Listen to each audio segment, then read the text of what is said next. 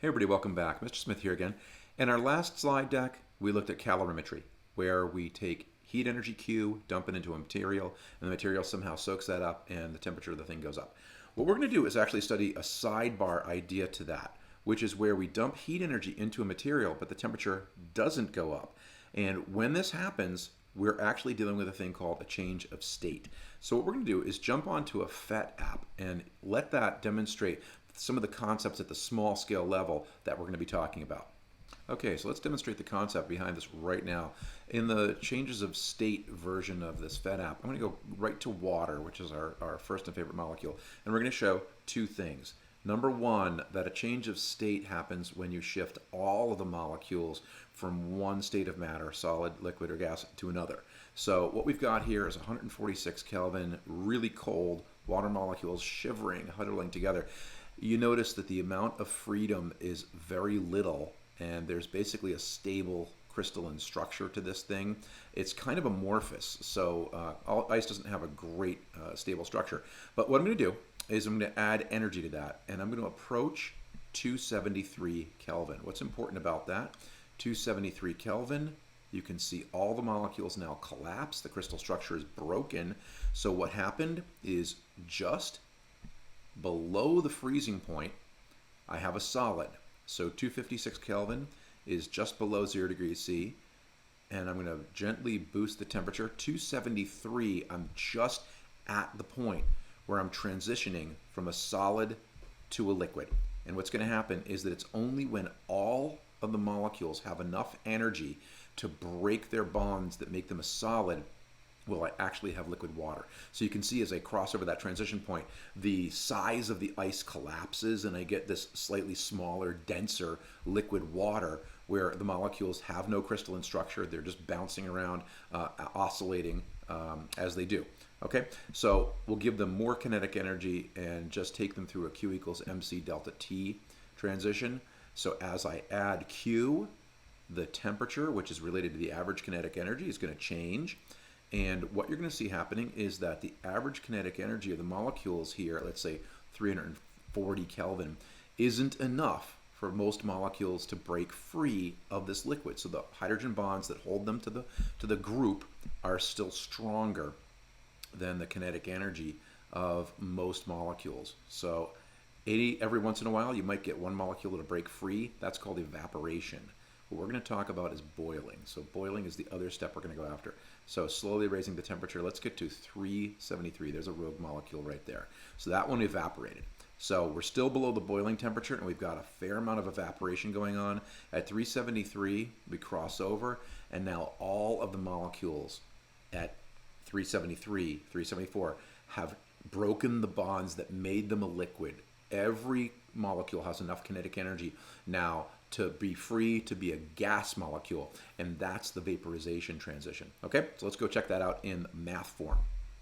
So my personal opinion is the best way to teach this is to give you the hardest problem possible in this topic, and then you're going to see that the water isn't even really that deep.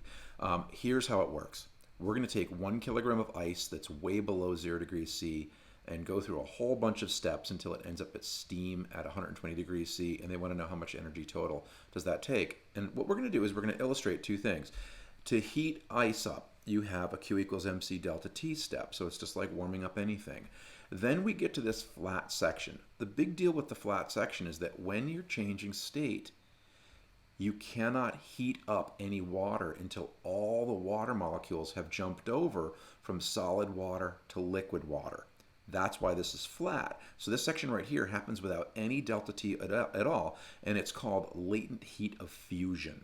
Okay, so the getting over the melting step is called fusion. Same thing over here is called heat of vaporization. The big thing to know about this table is such a good table from our textbook is that the scale of the size of the diagram is really representative of energy. The area of the shape literally is the energy analog that you're going to look at. So water to steam takes an enormous amount of heat energy. Okay, so here's what we're going to do. We're going to talk first about latent heat. This is a nod just back to our specific heat table, so we're going to use this.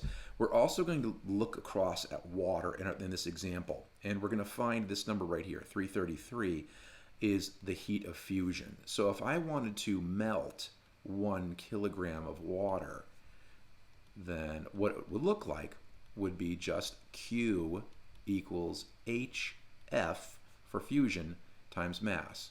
So mass is 1 kilogram, and I'll just flip those around because I felt like it, times 333 kilojoules per kilogram. So you can see there is no delta T in this label.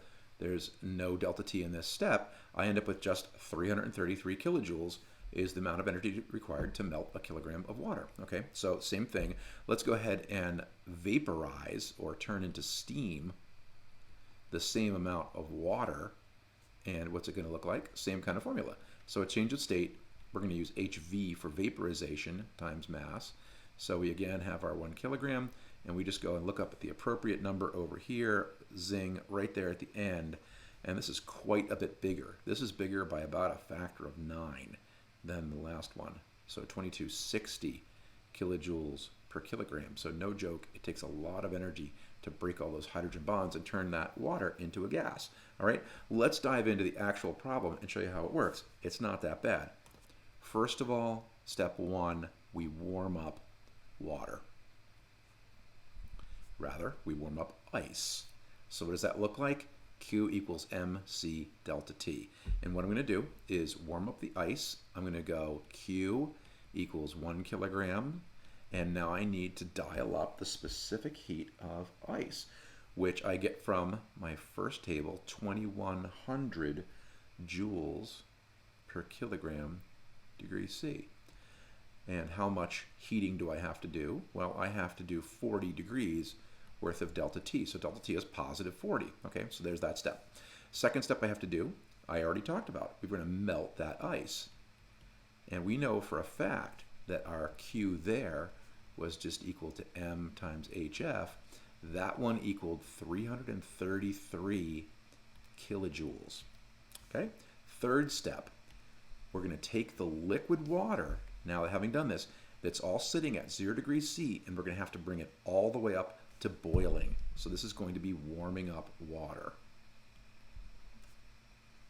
And that's going to look like a Q equals mc delta T step. So 1 kg, 4186 joules per kilogram degree C. We've used that before. And what temperature change do we need to do? It depends on where you want to take it.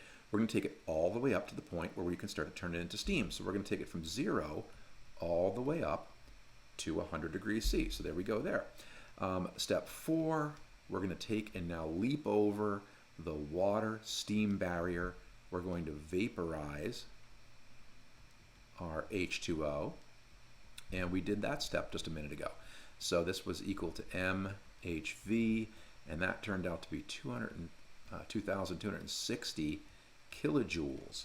And then finally, we're going to heat up the steam. So in things like power plants, this is a way where we create superheated steam that carries more energy and it can do more for us. This is still just going to be an mc delta T step. So we take 1 kilogram. Let's look up the C of steam, and I've got that. It's 2010 joules per kilogram degree C. And how hot are we going to make this stuff? I'm going to tuck in my degree C down there. We're going to take it 20 degrees from 100 up until the final temperature. Okay, so off camera, what I'm going to do is just go write in these answers, and we're going to add them up, and there we go. We'll have our answer. So we've just added up all of our Q's, and you can see this one right here, that's the heavy hitter, just like it was in our diagram. We end up with about 3.1 million joules. So that's the hardest example there is in that. I hope that all makes sense. What I wanted to do is show you 2 quick examples of real-life application of some of this technology. This is an image from the CalMac website that we'll take a look at later, and we'll talk about the idea of grid balancing of electrical demands. But the bottom line is that electricity is cheap at night and it's expensive during the day, especially on hot days when everybody needs it for air conditioning. So the analogy here is really simple. Would you start making ice for a party as soon as the guests start arriving? Or would it make more sense to make that ice ahead of time? What this system does is to use the fact that you can use cheap electricity to make ice and chill this ethylene glycol stuff, and basically antifreeze, ahead of time, so you have a cold reservoir in your building, and it uses the latent heat of fusion of water as one of the steps. So you make ice, then throughout the day you can melt that ice as part of your cooling system, and it's all done much more efficiently and much more cheaply than it is to do it using air conditioners. So another thing we'll talk about really quickly is just for our runner friends, really awesome conjecture evolutionarily. Has to do with how did human beings get to be where we are. And one of the speculations is from evolutionary biologists is that our big brain had to do with hunting and our success at hunting. Our success at hunting may have had a lot to do with the fact that we can perspire. So unlike every other animal, human beings have a really efficient cooling system. So because we can take high energy molecules at the surface of our skin, those can be the ones that will evaporate. They take energy away from our body and enable human beings to run dozens or even hundreds of miles essentially without stopping. And it's a thing that is unlike any other animal on the planet. So definitely worth talking about. Bring your questions to class. We'll look forward to seeing you soon. Take care. Have a great day. Bye-bye.